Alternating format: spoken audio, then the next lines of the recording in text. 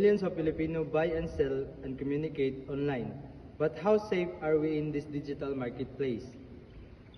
That's where Republic Act 8792, the E-Commerce Act of 2000, comes in protecting your online transaction and promoting trust in digital age. Right.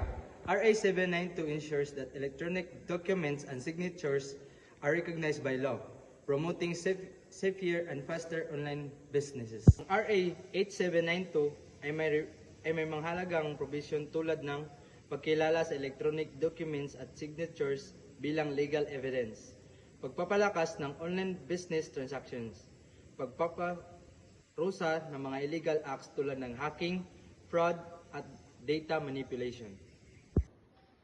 It also encourages government, agency, and private sectors to go digital, promoting transparency, convenience, and innovation.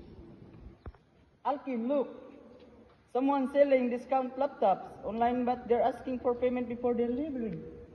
That sounds suspicious. Remember, RA 8792, it promotes responsible online trading and warns us against cyber fraud.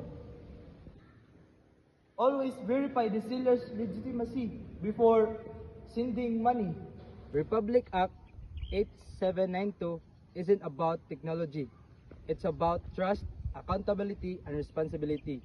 In our action, every user, buyer, and seller must respect this law to make the digital safe for everyone.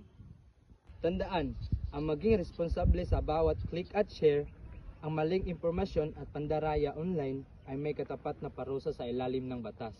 Ang e-commerce act na paalala na ang bawat pag-transact ng online ay may kaagibat na pananagutan. Maging maingat, matalino, at responsable sa paggamit ng internet. Maging huwaran sa tamang paggamit ng ICT para sa isang ligtas at makakapagtiwalaang online community. Be a voice for digital responsibility. Spread the message of cyber ethics, etiquette, and responsible ICT use.